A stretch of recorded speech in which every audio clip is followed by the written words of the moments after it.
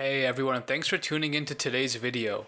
Over the past week, I received a lot of feedback from the viewers about the subjects they want to hear about. And the most popular requests we got were taxes. It's time to give the people what they want, so let's talk about taxes. I decided to break this topic up into 3 videos for now. This first one will explain what a tax return is, why we file, and some of the main parts of the tax return.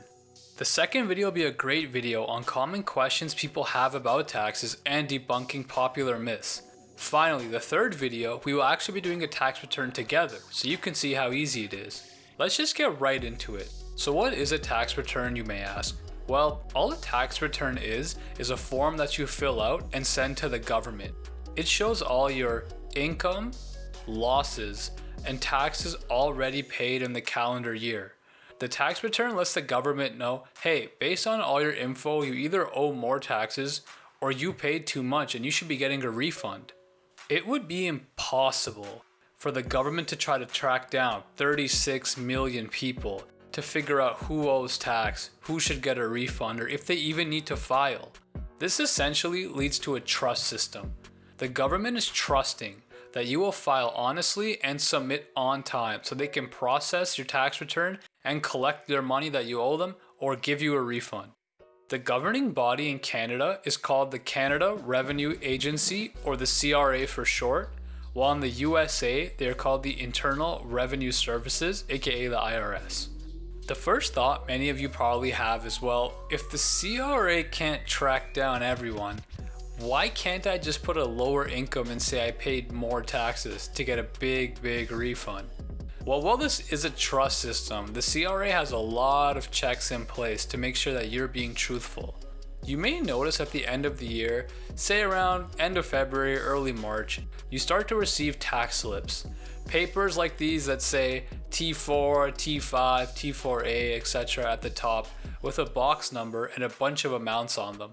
These are tax forms that are sent from your bank, your school, your university, to the government on your behalf. And they let the CRA know exactly what you should be reporting when you file. We'll go over some of the most common tax slips. The T4 is one that pretty much everyone has. Your employer is required by law to submit this form to the CRA and indicate how much money every employee earned that worked there and how much taxes they paid in the calendar year. They also include any benefits that you've been given. So for example, if your company's paying for your phone bill or they paid partly for your car, that goes on the T4 as well.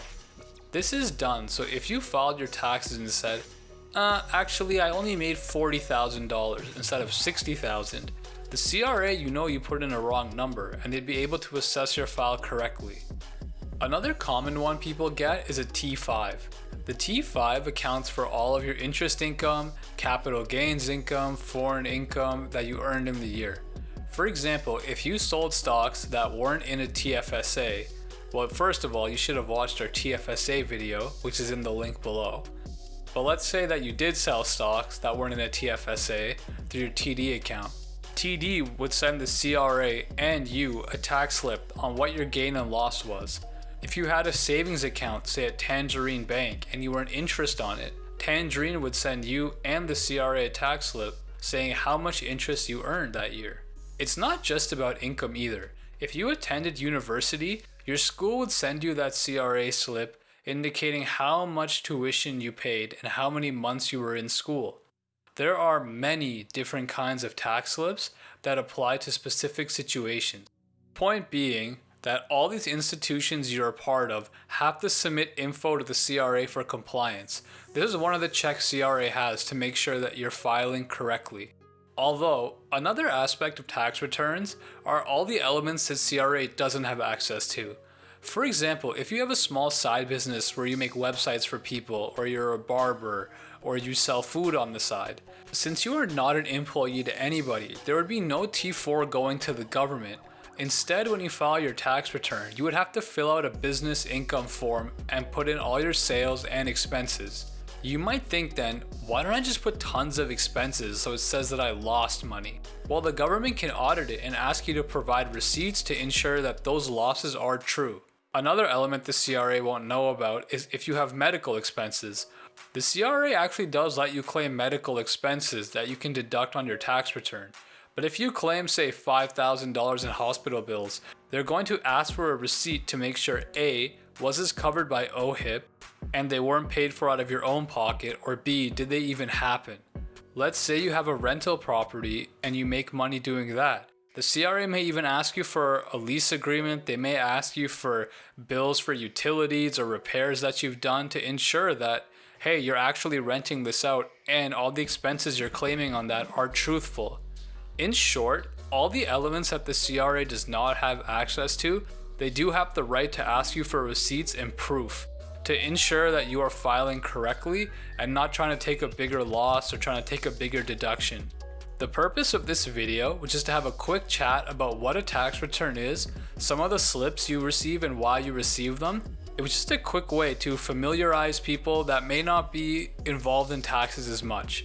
Based on the complexity of your work and the activities in the year, you may need a professional to help you with the challenging schedules. However, for most of us, taxes are something that we can do ourselves for free in about half an hour. In the next video, part 2, which I'm really excited about, we will talk about the typical questions people ask about deductions, write-off, and other common misconceptions that will be debunked. So be sure to check that out. As always, thank you everyone for the channel support. Be sure to tune in to the next video and remember to always like, comment, and subscribe, and have a nice day.